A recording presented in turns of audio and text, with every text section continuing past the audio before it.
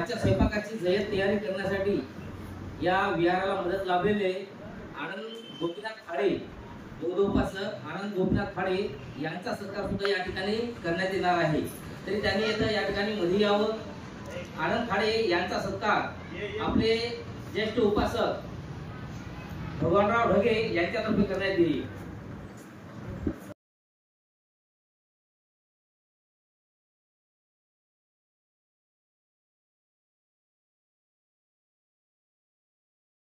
आलेले आहेत त्यांचा बोधिपद बौद्ध विहार समितीतर्फे या ठिकाणी त्यांचा यथोचित सन्मान या ठिकाणी होणार आहे।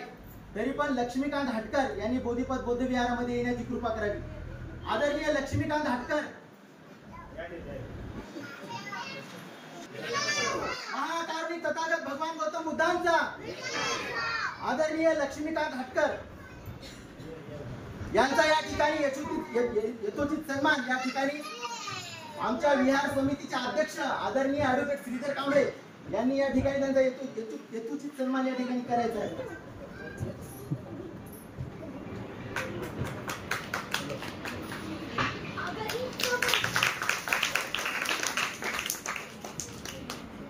यानंतर उपासक सचिन पवार यांचा या ठिकाणी सन्मान उपासक सचिन पोसरे या ठिकाणी त्यांचा सन्मान करतील। की त्यांनी समोर येऊन आपल्या आदर्शाची पूजा करावी।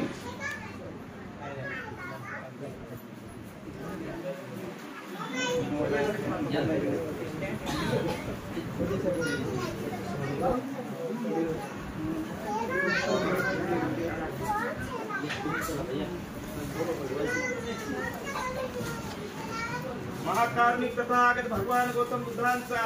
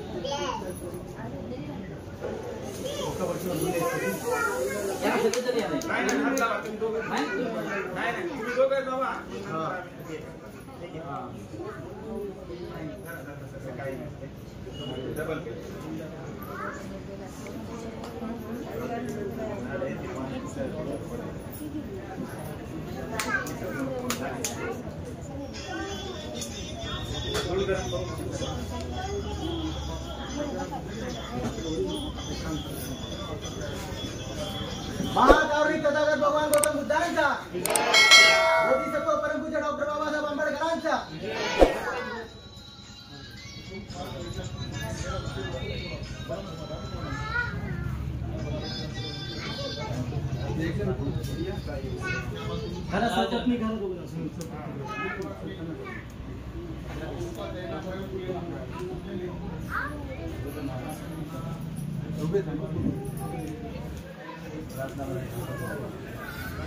डॉक्टर बाबासाहेब आंबेडकरांचा, डॉक्टर बाबासाहेब आंबेडकरांचा,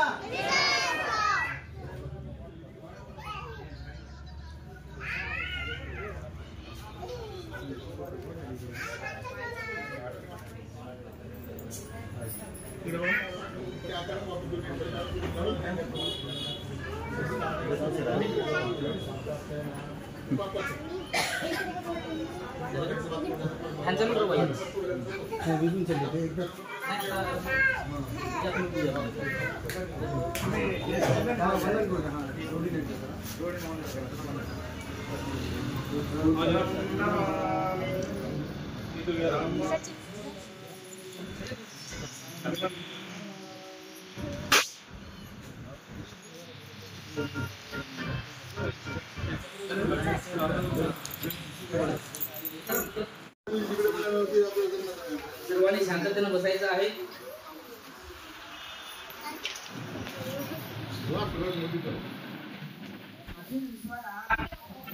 शांतीचा महान असा संदेश देणारे महाकारुणिक तथागत भगवान गौतम बुद्ध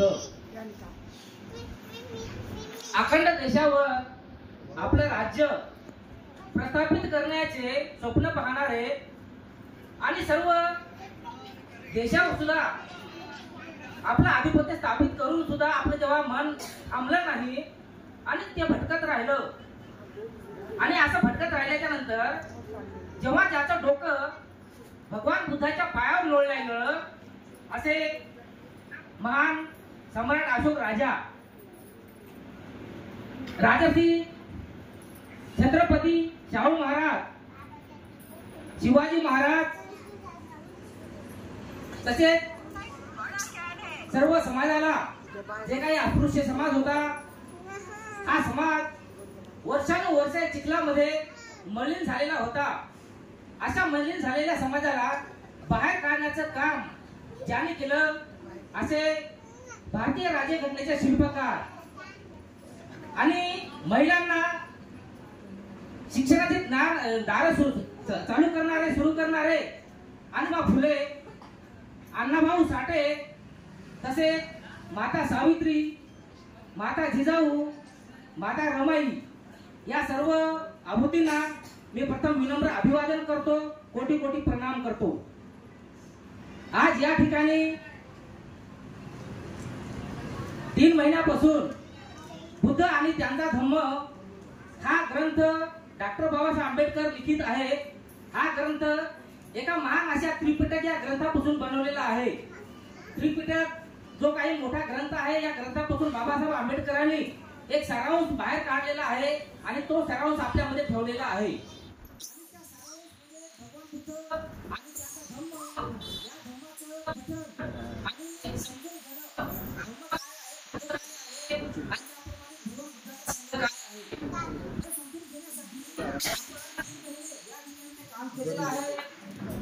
आणि आज त्याची जो समारोप आहे त्या समारोपाच्या कार्यक्रमानिमित्त आपण इथे सर्व जमलेले आहात. त्यामुळं आपल्या सर्वांचं सुद्धा या ठिकाणी मनपूर्वक अभिनंदन करतो.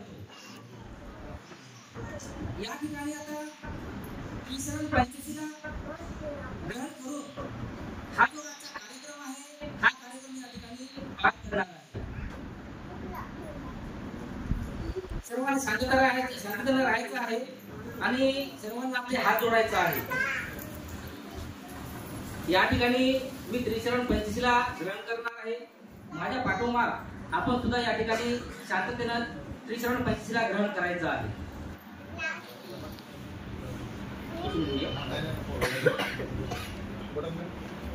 आणि भगवान बुद्धापाशी येऊन भगवंताला वंदन केलं आणि भगवंताच्या बाजूला बसले आणि भगवंताच्या बाजूला बसून भगवंताला हे उपासक विचारतात की हे भगवान, या जगामध्ये सर्व काही दुःख आहे आणि त्या दुःखाला बाजूला करण्याचं जे काही धम्म आहे हे धम्म आपण सांगितलेलं आहे.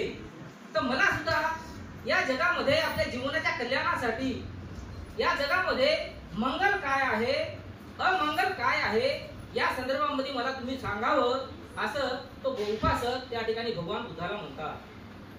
आणि त्यानंतर भगवान बुद्ध त्या ठिकाणी त्या उपासकाला काही मंगल काय आहे आणि अमंगल काय आहे या संदर्भामध्ये सांगतात. असेवनाच बालानं पंडितानाच सेवना, पूजाच पूजनीयानं एत मंगलमुत्तमं. आता या ठिकाणी भगवान बुद्ध म्हणतात की मूर्खाची कधी संगत नाही केली पाहिजे, शहाण्या माणसाची संगत धरली पाहिजे आणि जे काही पूज्य लोक आपल्यामध्ये असतात त्या सर्वांची आपण पूजा करणं हे या जगामधील सर्वात महत्वाचं असं मंगल आहे. त्यानंतर भगवान बुद्ध म्हणतात अनुकूल पतिरूप देश वासासोत पून वेचकत पूयता आकाशम पाणी बीच एतं मंगलमुत्तमं. यानंतर भगवान बुद्ध म्हणतात की जे काही अनुकूल स्थळ आहे अशा स्थळी वास्तव्य आपण केलं पाहिजे, चांगल्या गोष्टी संपादन केल्या पाहिजे, स्वतःचा सन्मार्गावर आवड केले पाहिजे आणि हे जे असं करणं हे आपल्या जीवनातलं सर्वात मोठं मंगल आहे असं ते त्या ठिकाणी म्हणतात. त्यानंतर बाहुसच सेवय विनोयच सुशिक्षियो सुभाषिताच ये वाचा एत मंगलमुत्तमं. यानंतर जे काही अंगी आपल्या भावसूरपणा असला पाहिजे, आपण कला संपादन केली पाहिजे, अंगी आपल्या विनम्रता असली पाहिजे आणि त्याचप्रमाणे आपलं जे काही भाषण आहे ते सुभाषण असलं पाहिजे असं या ठिकाणी भगवान बुद्ध म्हणतात. दानाच धम्मचर्याच जात कानाच सगहो आनवचनी कर्माणी एतं मंगलमुत्तमं. यानंतर भगवान बुद्ध म्हणतात की दान देणं, धम्माचरण करणं, आपतेष्टाचा आदर सत्कार करणं आणि अकुशल वाईट कर्मापासून अलिप्त राहणं हे या जगामध्ये सर्वात मंगल आहे.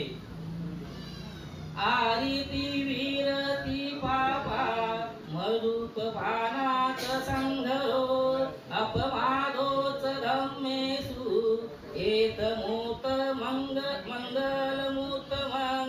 यानंतर भगवान बुद्ध म्हणतात की आपली काया आहे, आपली वाचा आहे किंवा जे मनाचे जे काही अकुशल कर्म आहे हे न करण्याचं आपण वचन घेतलं पाहिजे. त्याप्रमाणे मद्यपान न करणे आणि धम्म कार्यात तत्पर राहणे हे आपल्या जीवनातलं अतिमंगल आहे. दारकोतनी वातोच संतोटीच कतयुता कालेन धम्म संचनं एतं मंगलमुत्तमं. त्यानंतर भगवान बुद्ध म्हणतात की गौरव करणे, नम्रता बाळगणे, संतुष्ट राहणे आणि केलेले उपकार हे सदा स्मरणे आणि योग्य वेळी धम्म श्रवण करणे हे सुद्धा आपल्या जीवनातील सर्वात मोठं मंगल आहे. कांतीच सोवसज्जता समनाय दर्शनं कालेन धम्म साधचा एत मंगलमुत्तमं. यानंतर भगवान बुद्ध म्हणतात की क्षमाशील करणे, अंगी निष्ठा असणे, सत्यताचे दर्शन घेणे आणि योग्य वेळी धम्मचर्चा करणे हे सुद्धा या जीवनातील अति मंगल आहे असं या ठिकाणी भगवान बुद्ध सांगतात. तपोच ब्रह्मचर्यच आर्य सच्चान दर्शनं निवान सच्ची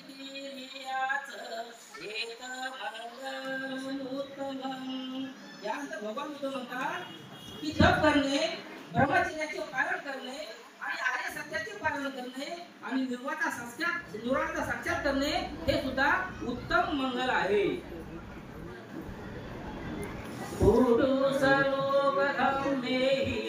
चित्ताय संकल्पति अशोकं वीरजकेवं एकं मंगलमुत्तमं.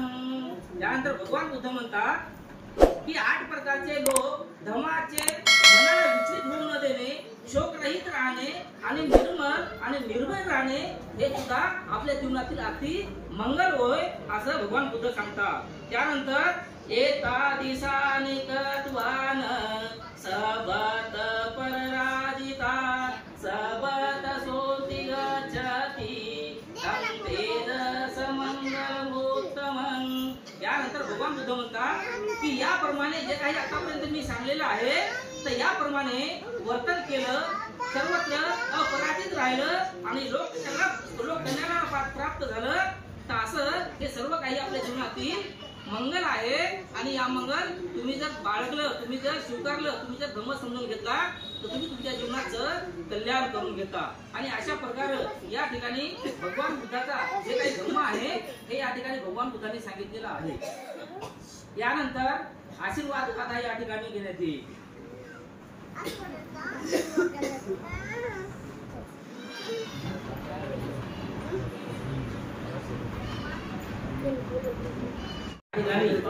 बोधिपथ बुद्ध विहार या विहाराचं आपण या ठिकाणी सुरुवात केलेली आहे.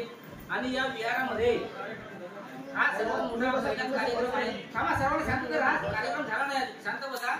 आता हे झाल्याच्या नंतर या ठिकाणी बुद्ध आणि त्यांचा धम्म या ठिकाणी हा ग्रंथ वाचन झालेला आहे. त्यामुळे आम्ही या ठिकाणी मिलिंद प्रश्न हा ग्रंथ वाचन चालू केलं होतं तर त्याचं वाचन होऊन या ठिकाणी समारोप होईल. तरी सर्वांना या ठिकाणी शांततेने बसायचं आहे. या बुद्ध विहारासाठी ज्याने श्रम घेतलेले आहेत या ठिकाणी फक्त आशीर्वाद गाथा या ठिकाणी घेण्यात येईल, फक्त आशीर्वाद म्हणता येईल. या ठिकाणी या विहारासाठी ज्याने श्रमदान केले त्या सर्वांचं कल्याण हो. या ठिकाणी या विहारासाठी ज्याने आपला वेळ दिला त्या सर्वांचं कल्याण हो. या विहारासाठी ज्या सर्वांनी आर्थिक मदत दिलेली असेल किंवा कोणत्याही रूपाने मदत दिली असेल त्या सर्वांचं कल्याण हो. या पृथ्वी तलावर जे काही सूक्ष्म कीटक आहेत, जे काही असूक्ष्म कीटक आहेत या सर्वांचं कल्याण हो. सर्वांना दुःख मुक्ती मिळो, सर्वांचं स्वास्थ्य ठीक राहो. तसे या पृथ्वी तलावर जेवढे बुद्ध आतापर्यंत होऊन गेलेले आहेत, आता सुद्धा जेवढे बुद्ध आहेत, बुद्धाचा धम्म आहे आणि यानंतर सुद्धा जेवढे काही बुद्ध जन्माला येतील हे सर्व बुद्ध आपल्या सर्वांचं कल्याण करो. या विहाराकडे ज्याची नजरी आलेली आहे त्या सर्वांचं कल्याण हो. त्यानंतर या विहाराकडे ज्यानं बघितलं, या विहारामध्ये जे काही आलेले आहे त्या सर्वांचं कल्याण हो. या ठिकाणी आपल्या बुद्ध विहारासाठी आणि आता जो काही कार्यक्रम आहे समारोपाचा, थोडं शांतता ठेवा, सर्व शांतता ठेवा फक्त. या ठिकाणी कळत न कळत सर्वांनी जे काही या बुद्ध विहारासाठी मदत केलेली आहे त्या सर्वांचं कल्याण हो. त्यांचा परिवार हे सर्व सुखी राहो अशी अपेक्षा करतो. त्याप्रमाणे आपल्या नांदेडमधूनच नाही, बाहेर गावावरून सुद्धा आपल्याला या विहारासाठी काही मदत आलेली आहे, त्यांचं सुद्धा मंगल हो. आणि सर्वांचं मंगल हो, सर्वांचं मंगल हो, सर्वांचं मंगल हो. आज या ठिकाणी जे काही आपली गाथा आहे त्रिशरण पंचशीला आहे ते या ठिकाणी समाप्त झालेलं आहे. आणि आपण या ठिकाणी बुद्ध आणि त्याचा धम्म या ग्रंथाचं जे वाचन आपलं झालेलं होतं त्याच्या ठिकाणी आपण मिलिंद प्रश्न हे ग्रंथ वाचण्याची सुरुवात केली होती. त्यामुळं या ठिकाणी मिलिंद प्रश्न या ग्रंथाचं वाचन पठन करून या ठिकाणी या ग्रंथाची सांगता होईल, समारोप होईल. तरी सर्वांना या ठिकाणी थोडं वेळ शांततेने राहायचं आहे. ज्याप्रमाणे आतापर्यंत तुम्ही शांततेने राहिलेले आहात त्याप्रमाणे अजून थोडासा वेळ या ठिकाणी शांत राहावं आणि भगवान बुद्धाला समजून घेण्याचा प्रयत्न करावा. भगवान बुद्धाचा धम्म काय आहे ते समजून घ्यायचा प्रयत्न करावा आणि भगवान बुद्धाचा संघ काय आहे हे सुद्धा तुम्ही समजून घेतलं पाहिजे. आणि भगवान बुद्धाचा धम्म समजून घ्यायचा असेल तर आपली एकाग्रता असली पाहिजे, शांत मन असलं पाहिजे. त्यामुळे सर्वांनी या ठिकाणी शांत बसावं. या ठिकाणी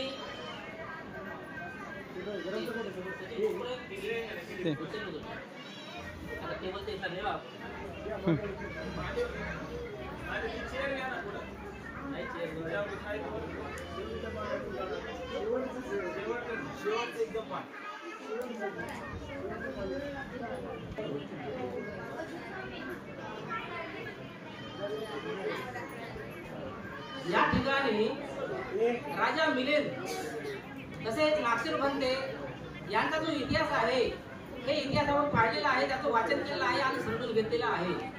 कसा राजा मिलिंद हा नागशीरभंतेला प्रश्न विचारतो आणि प्रत्येक प्रश्नाचं उत्तर हे नागशीरभंते कशा प्रकारे स्पष्टीकरण करून देतात हे आपण सर्व बघितलेलं आहे. आणि आज या ठिकाणी राजा मिलिंद यांची सुद्धा शेवटला प्रवर्जा होते. या प्रवर्जा संदर्भामध्ये आपल्याला या ठिकाणी बघायचं आहे. या ठिकाणी राजा मिलिंद आणि स्थवीर नागसेन यांची प्रश्नोत्तरे समाप्त झाल्याच्या नंतर 84 लाख योजनाच्या परिसरात पसरलेली आणि चारही बाजूनी समुद्राने वेढलेली ही पृथ्वी 6 वेळा कंप पावली. आपण बघितलेलं आहे की या ठिकाणी जे काही राजा मिलिंद आणि नागशीरभंते यांचा जो काही प्रश्न उत्तर आहेत या राजा मिलिंद यांनी विचारलेल्या प्रश्नाचं त्यांचं कसं समाधान होतं हे आपण बघितलेलं आहे. आणि सर्वात शेवटी जेव्हा राजा मिलिंद यांचं समाधान झाल्याच्या नंतर त्यांचं या ठिकाणी प्रवर्जा घेण्याची त्यांनी विचार प्रकट त्या ठिकाणी केली. तेव्हा विचार प्रकट केल्याच्या नंतर हे सर्व काही आपली जी धरणी आहे ही धरणी सर्व कंप पावली आणि विजाचा कडकडाट झाला. देवतांनी तीव्र पुष्पाचा वर्षाव केला आणि महाब्रह्मा साधुकार देऊ लागले आणि महापुरुषाच्या पोटात मेघ गर्जना समान गडगडट होऊ लागला. हा चमत्कार पाहून राजा मिलिंद यांनी आपल्या परिवारासह रवीर नागसेन यांना खाली वाकून प्रचंड प्रणाम या ठिकाणी केला. अशाप्रमाणे या ठिकाणी जो राजा मिलिंद यांनी नागशीरभंते यांना पंचांग प्रणाम केला. राजा मिलिंदाचे अंतःकरण आनंदाने भरून गेले. बुद्ध धर्म किती उच्च प्रतीचा आणि सत्य आहे याविषयी त्याला जाणीव झाली. त्रिरत्न संबंधी ज्या शंका होत्या त्या सर्व दूर झाल्या. सर्वच भूतावळा एकूणच्या गेला. पूर्णपणे विश्वास जडला. समीराचे गुण प्रवर्जा आणि आचार विचार पाहून राजाचे अंतःकरण भरून गेले. अर्ध्यात श्रद्धा निर्माण झाली आणि तो अत्यंत नम्र झाला.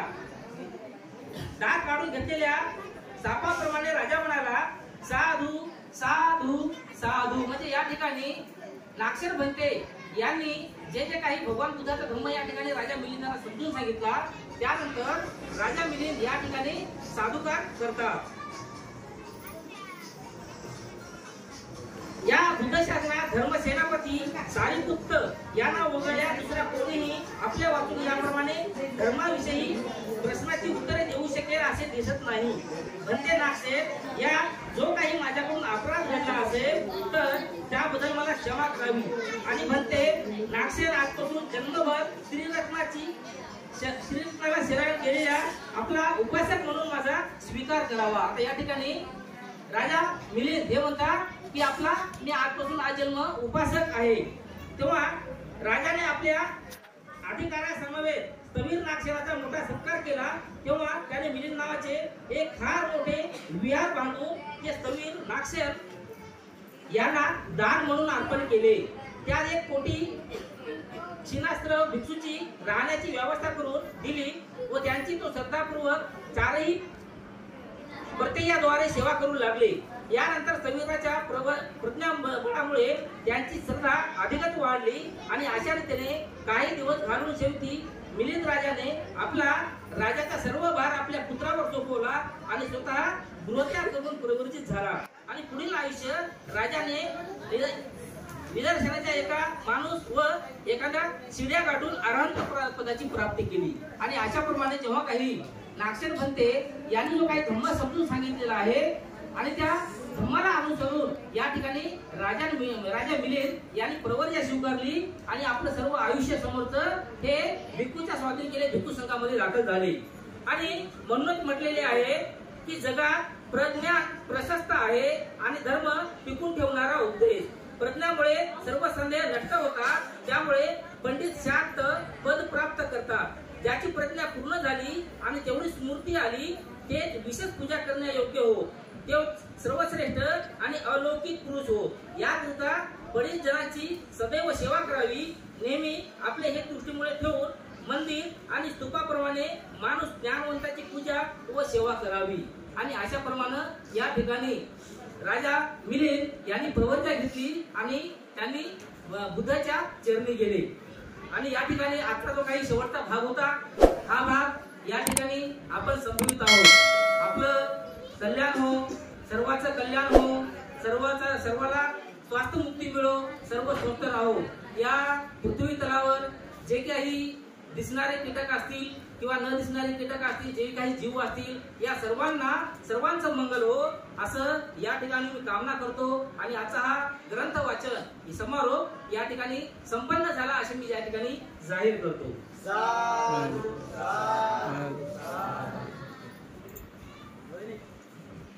या ठिकाणी आदरणीय डॉक्टर बाबासाहेब आंबेडकर महाराष्ट्र समाजभूषण पुरस्कार प्राप्त आदरणीय भगवानजी ढगे साहेब यांना या ठिकाणी अशी विनंती करतो की त्यांनी थोडक्यामध्ये या ठिकाणी आम्हाला धम्मपीठाकडे येऊन या ठिकाणी त्यांनी मार्गदर्शन हो. तुम्ही सदावान बौद्धोपासक उपासिका, आपण बरेच जण या विहारामध्ये पहिली वेळेस आलेले आहात.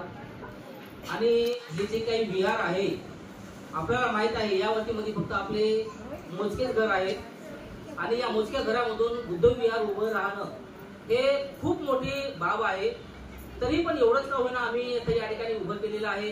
आणि या विहाराची आपण सर्व काही स्थिती आहे ती आपण पाहत आहात. आणि या स्थितीकडे बघून अगर कुणाला वाटलं की आपल्याला पुण्य अर्जित करायचं आहे आणि पुण्य अर्जित करण्यासाठी आपण काहीतरी केलं पाहिजे असं जर कुणाला वाटत असेल तर या ठिकाणी बोधिपथ बुद्ध विहार या नावाने आम्ही पावती बुक काढलेलं आहे.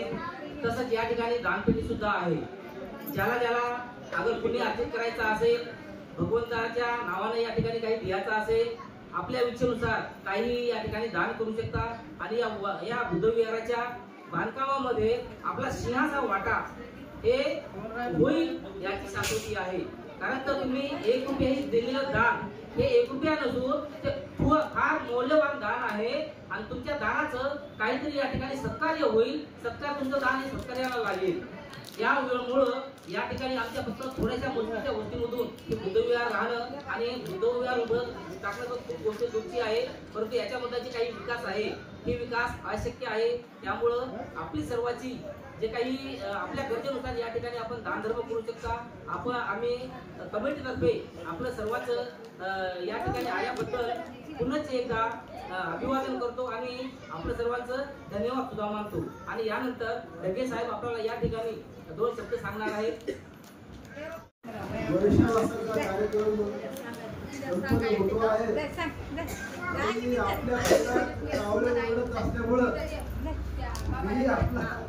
या ठिकाणी काही जास्त वेळ घेणार नाही, परंतु बोलणे आवश्यक आहे. म्हणून या ठिकाणी औपचारिकता म्हणून मी अगदी आपल्याशी संवाद साधू इच्छितो. डॉक्टर बाबासाहेब आंबेडकर यांनी आपल्याला 1956 नागपूरच्या दीक्षाभूमीवर बौद्ध धर्माची दीक्षा दिली आणि त्याचा परिपाक करून आज आपण या ठिकाणी आनंदाचे जीवन जगत आहोत, सोन्याचे जीवन जगत आहोत. हे केवळ डॉक्टर बाबासाहेब आंबेडकरांच्या धम्मदीक्षेमुळे. आणि म्हणून मी या ठिकाणी एकच विनंती आपल्याला करू इच्छितो. आपण काय हिंदू धर्माच्या विरोधात नाही, आपण काय मुस्लिम धर्माच्या विरोधात नाही, आपण काय जैन धर्माच्या विरोधात नाही, परंतु आपली जी काही मंडळी आजही मी बघतो गरबा नृत्य, गणपती उत्सव यामध्ये नाचायला जाणं, गाणे म्हणणं हे कुठेतरी थांबलं पाहिजे. कारण तुमच्या जर पार्श्वभागावर जर झाडू असता, गळ्याला जर मडकं असतं तर तुम्हाला गरबा नाचता आला असता का याचा विचार केला पाहिजे असं या ठिकाणी. कारण मी कटू बोलणारा माणूस आहे, भगवान डागे खराब आहे असं का म्हणतात? कारण कोणीतरी असं कडू इंजेक्शन त्याला गोळ्या म्हणतो औषध बरा करण्यासाठी आपल्याला बाबासाहेबांनी जो धम्म दिला आपल्याला इतरत्र जाण्यासाठी दिला का?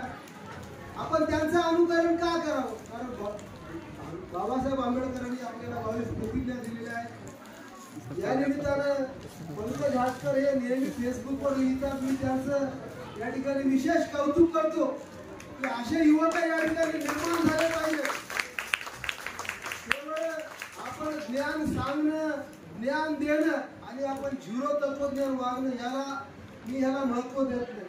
कारण पुस्तकी ज्ञानापेक्षा जे व्यवहारिक ज्ञान तुम्ही आचरण कसं करता ते या ठिकाणी महत्वाचं आहे. आणि म्हणून या ठिकाणी विचारांचा जागर झाला. मिलिंद प्रश्न, भगवान बुद्ध आणि त्यांचा धम्म, हे श्रीधर कांबळे, त्याचप्रमाणे आमचे त्यांना सहकार्य करणारे विनोद केळकर असतील, नरेंद्रजी ससाणे असतील, असले साहेब आहेत. या ठिकाणी बरेच या ठिकाणी तयार झालेली मंडळी आहे. मला हे पाहून खूप संतोष वाटतो. मी बालवयापासून बुद्धांसर गच्छामी म्हणणारा कार्यकर्ता आहे. मी आज जर पैसे कमवण्याचं माझं धोरण असतं तर मी तुमच्या वार्डातही राहिलो नसतो. परंतु मला कोणापुढे हात पसरून मी स्वाभिमानानं जगणारा माणूस आहे. मी ही चळवळ बाबासाहेबांची स्वाभिमानी चळवळ आहे. या चळवळीसाठी आपल्याला चांगले पैसे खर्च करावे लागतात. आज या ठिकाणी कार्यक्रम आहे, सगळ्यांच्या योगदानातून या ठिकाणी हा कार्यक्रम झालेला आहे. निश्चितच या ठिकाणी युवकांचं मी कौतुक करतो की त्यांनी या झिरो वेळेमधून या ठिकाणी एवढं मोठं बुद्ध विहार, त्याचं नाव आहे बोधिपथ. बोधिपथ म्हणजे बुद्धाचा मार्ग.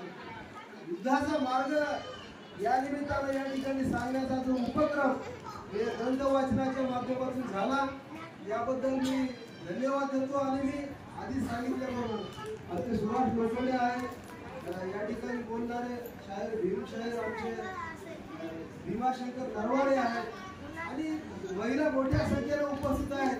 परंतु आणखी मला एक खंत वाटते की आमच्या महिला धम्माचा कार्यक्रम असेल, हा काय राजकारणाचा कार्यक्रम. मी काय रिपब्लिकन पार्टी ऑफ इंडियाचा अध्यक्ष म्हणून या ठिकाणी बोलत नाहीये. मी पहिलं धम्माचा उपासक आहे. आपण या अशा कार्यक्रमाला शुभ्र वस्त्र परिधान करूनच आलं पाहिजे अशी मी या ठिकाणी आपल्याला सगळ्यांना विनंती करतो. आणि बौद्ध धम्माचं अनुसरण आपण सगळ्यांनी करावं. मी पुन्हा एकदा धम्मचक्र प्रवर्तन दिनाच्या या ठिकाणी आपल्या सगळ्यांना शुभेच्छा देतो. आणि वर्षावासाचं मी सांगितलं नाही, मी बोलायला बसलो तरी तुम्हाला सांगितलं मला पाण्याची बॉटल देवा. मी 2 तास 3 तास बोलतो. बोलण्यासारखं खूप आहे, तुमचा मी वेळ घेणार नाही. कारण बरीच मंडळी या ठिकाणी लहान लहान लेकरं सुद्धा आहेत. आपल्याला खिरही खायचे आहे आणि आनंदाने देखील त्याचा देखील आपल्याला या ठिकाणी खूप घ्यायचा आहे. या निमित्तानं परत एकदा मी शुभेच्छा व्यक्त करून मी माझे 2 शब्द संपवितो. जय भीम, जय बुद्ध, जय भारत.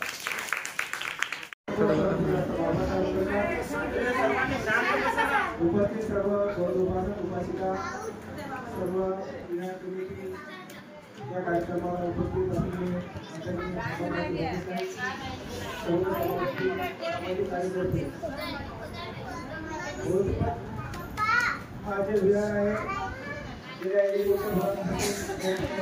विविध कार्यक्रम आणि निर्माण झालेला हा विहार आहे. 1999 आणि 2000 साली ज्यावेळेस आम्ही हिंदी केल्या त्यावेळेस सर्व आम्ही या ठिकाणी केल्या समोर पांढऱ्या शाळापाशी. त्यावेळेस माझ्या डोक्यात होतं की या ठिकाणी विहार निर्माण व्हावं. त्यासाठी मी त्यावेळेस देखील मी प्रयत्न केला होता. त्यावेळेस माझ्या संस्थेचे सोबतचे होते, मी त्यांच्या वारंवार नावावर टाकलं होतं या ठिकाणी जी जागा आहे चांगली जागा आहे, या ठिकाणी विहार झालं पाहिजे. पण त्यावेळेस पोलीस हेडक्वार्टर चालू होतं आणि काही जणांचा उद्देश होता की त्या ग्राउंडमध्ये विहार आपण करावं.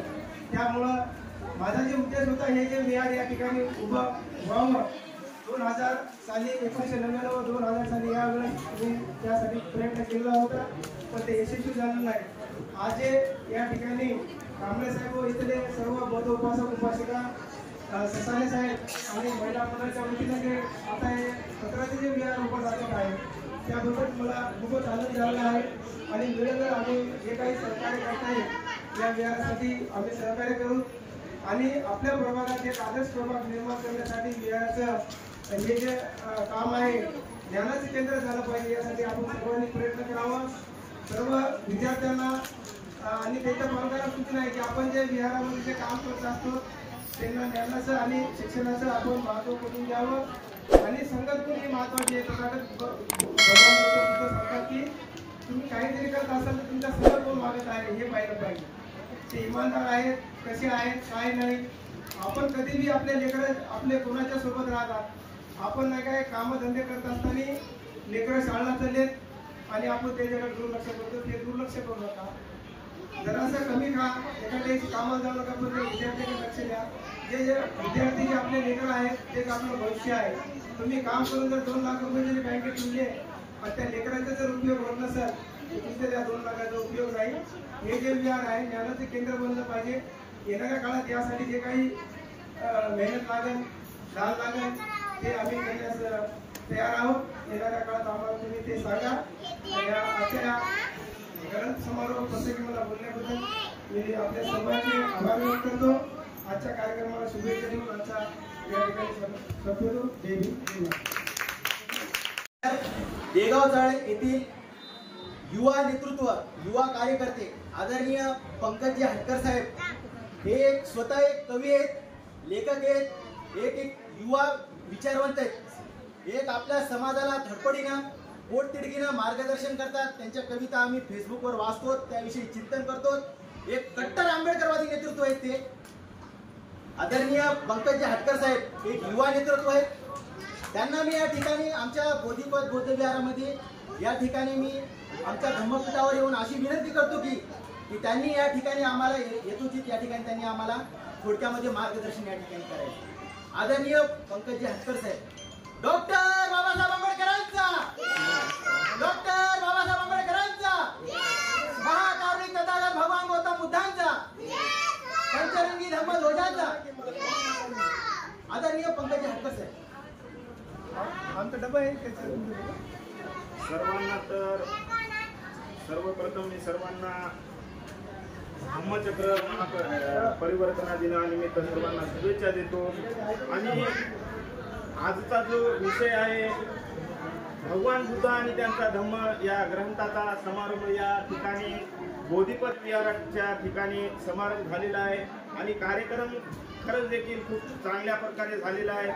आदरणीय कांबळे सर हे सातत्याने प्रयत्न करत आहेत की समाजामध्ये एक चांगलं परिवर्तन घडावं म्हणून ते झटत आहेत. या ठिकाणी मी त्यांचं खरंच कौतुक करतो आणि जे आयोजक आहेत सर्वांचे नावं मी इथे घेणार नाही पण मी सर्वांचं कौतुक करतो. तर या ठिकाणी अशी विनंती करतो सगळ्यांना, सगळे बाहेर ऐकायलेत का? मी तुमच्यासाठी बोलायलो. खाण्यासाठी आपण आरबळलेले लोक खाणं जिंदगीला लागलेलं आहे. कोणीतरी 2 विचार चांगले बोलायले त्याचं ऐकून घ्या. बाबासाहेब काय म्हणतात?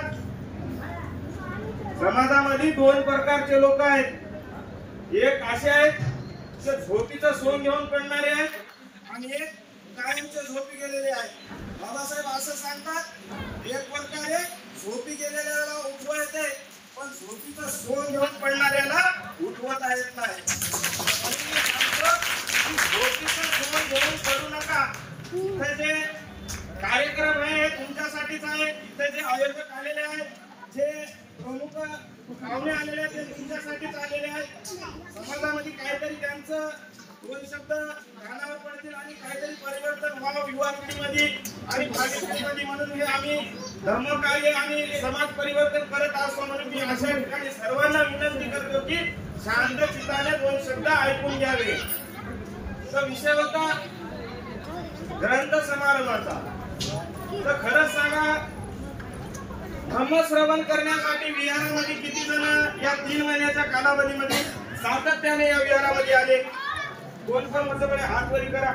कांबळे साहेबांसोबत कोण होतं? खरंच करा. बाहेर कोण कोण होतं?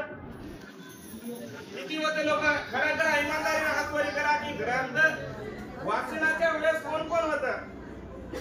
बोटावर मोजण्या इतके लोक होते, बोटावर.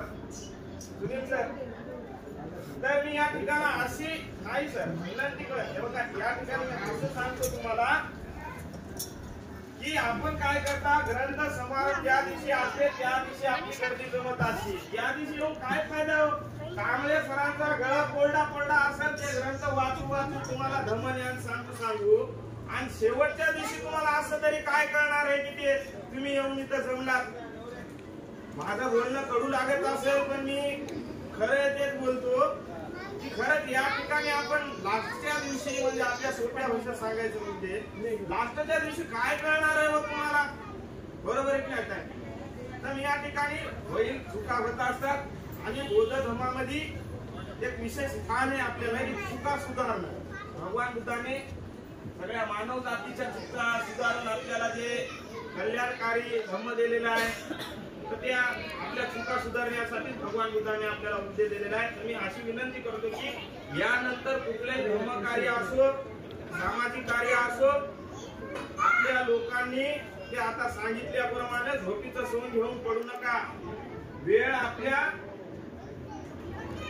आपल्या अस्तित्वावर येऊन टेकलेली आहे. मनुवादी व्यवस्था वर कोण काढत आहे. आता जर तुम्ही पाहिलं, आताची ताजी घटना आहे,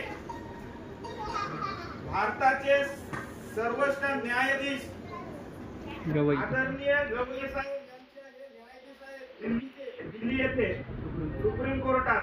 त्यांच्याविषयी काय झालं माहिती?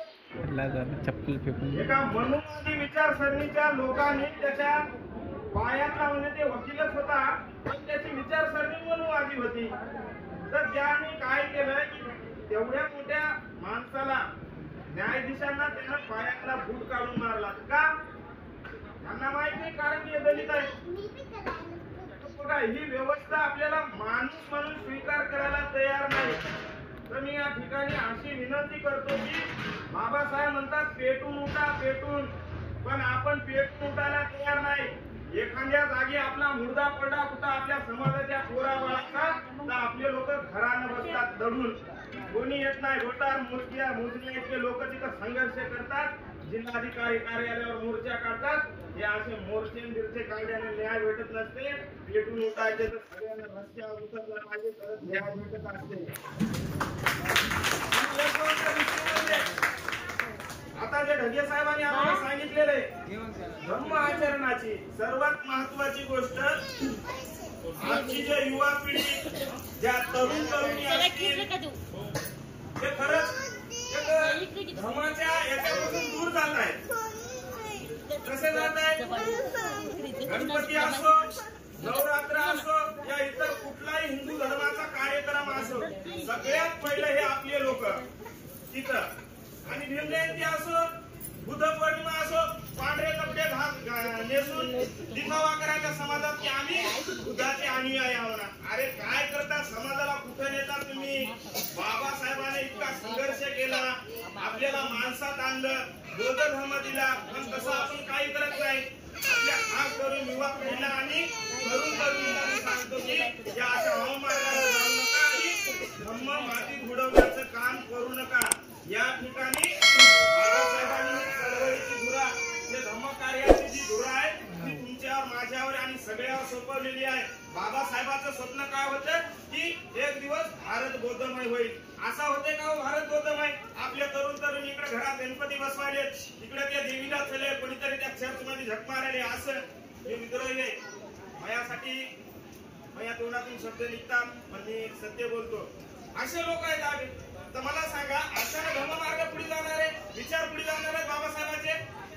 यासाठी आपल्या सगळ्यांना बौद्ध धर्माचं आणि भगवान बुद्धाचे विचार, याच्या विचाराचं आचरण केलं पाहिजे. आणि आचरण कसं केलं पाहिजे?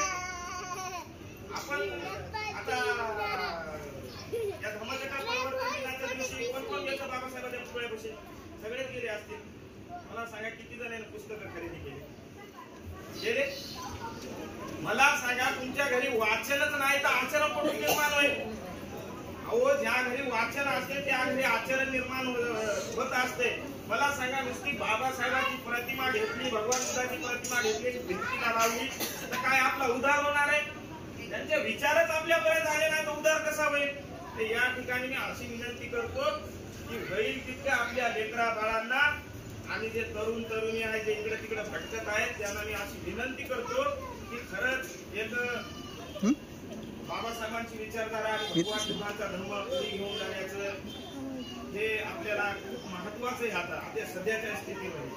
आणि तुम्हाला तर माहिती आहे जी व्यवस्था आहे ती आपली काल नव्हती, आज नव्हती. आज ठिकठिकाणी भारतामध्ये असो, महाराष्ट्रात असो, गावात खेड्यात असो, आपल्या लोकांविषयी किती जातीयता वाढत आहे जातीयता.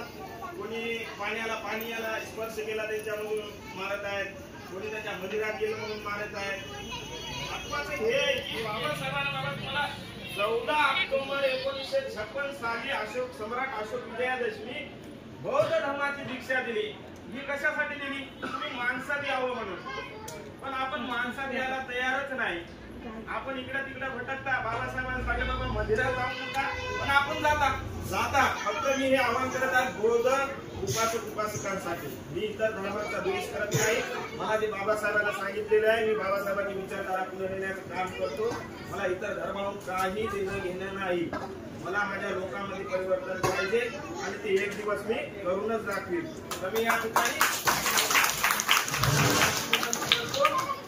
कुठलेही काहीही असो, कोण्याही याच्यामध्ये देव धर्म अंधश्रद्धा ही संपुष्टात आणायची. आपल्या लेकरा बाळाला पायात काळा गंडा दोरा धागा बांधून मिळवायचं नाही.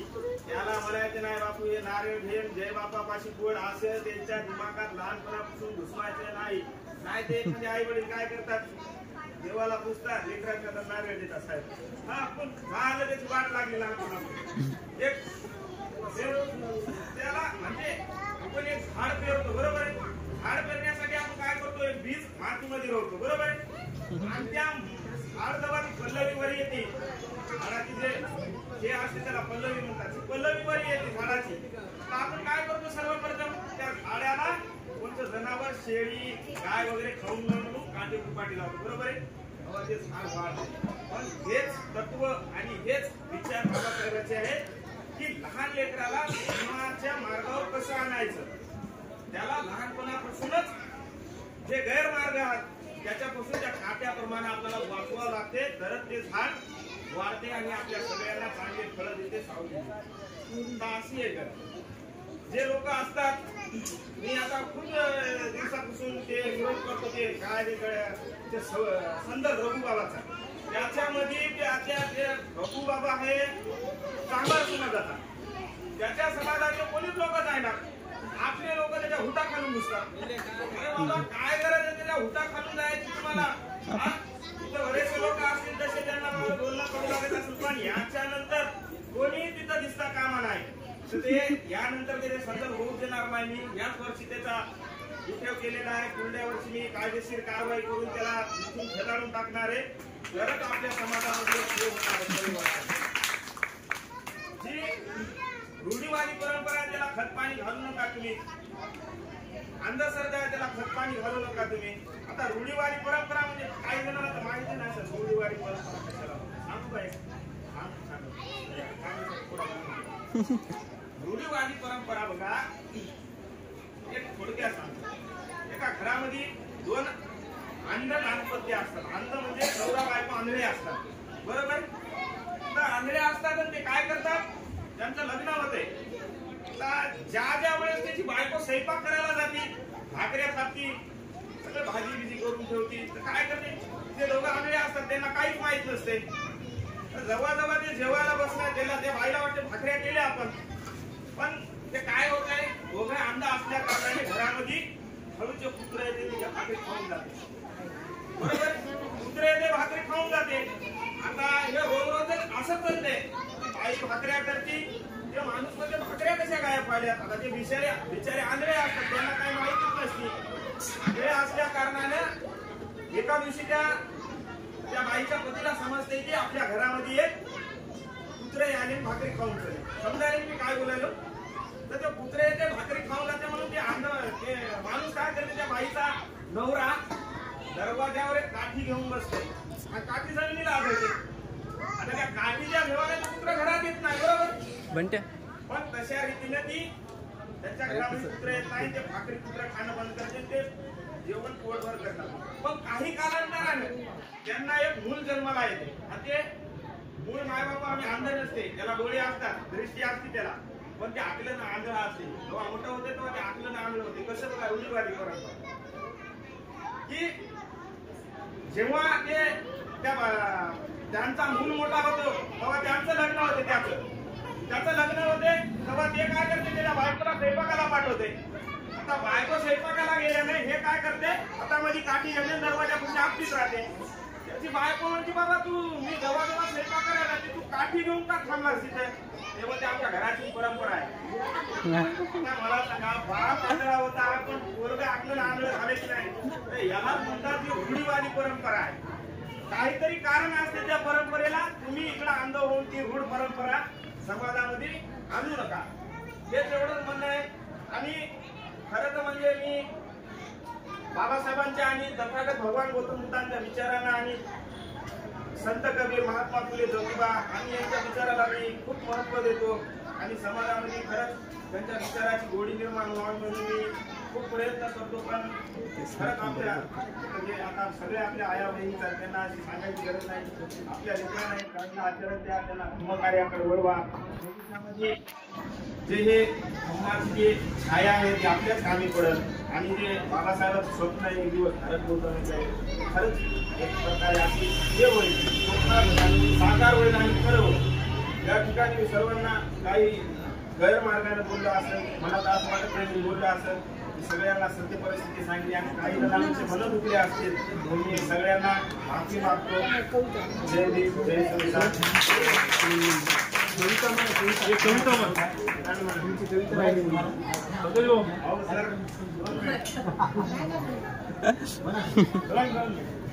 धन्यवाद साहेब. माझ्यासाठी लहान मुलाचा आहे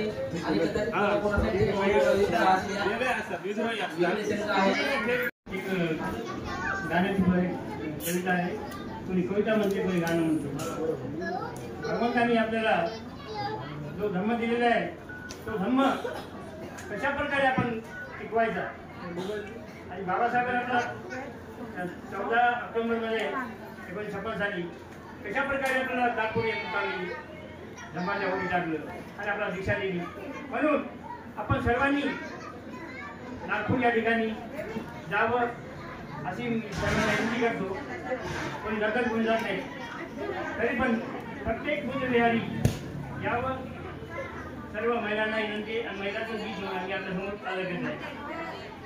बाबासाहेबांनी आपल्याला जो धम्म दिलेला आहे तो धम्म आपण चांगल्या प्रकारे पाळला पाहिजे. आणि महिलांनी जशी रमाई होती त्या रमाईला किती काबाड भाष्य केली स्वतः जीवनामध्ये. पहा माझ्या गीतच नाही का, माझं गीत आहे, अहो रमाची भीमाला साथ होती, अहो रमाची भीमाला साथ होती, जीवनभर जळणारी ज्योत होती, रमा ज्योत होती, रमा ज्योत होती, अहो रमाची भीमाला साथ होती. अहो रमाची भीमाला साथ होती, जीवनभर जळणारी ज्योत होती, रमा ज्योत होती, रमा ज्योत होती. अशी साथ दिली हो रमाने, कशी साथ दिली पहा रमाने बाबासाहेबांना. अशी साथ दिली हो रमाने, जळली होती त्या ज्योतीप्रमाणे, नाही हरली मनी तीच ठरली गुणी, नाही हरली मनी तीच ठरली गुणी. अशा मातेला सारे वंदन करती, रमा ज्योत होती, रमा ज्योत होती, रमा ज्योत होती.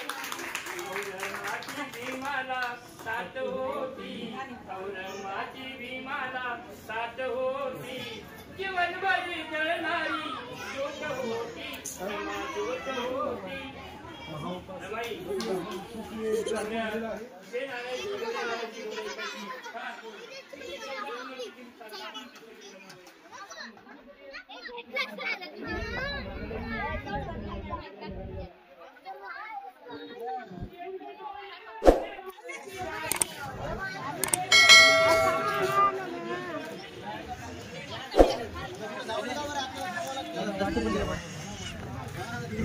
वाट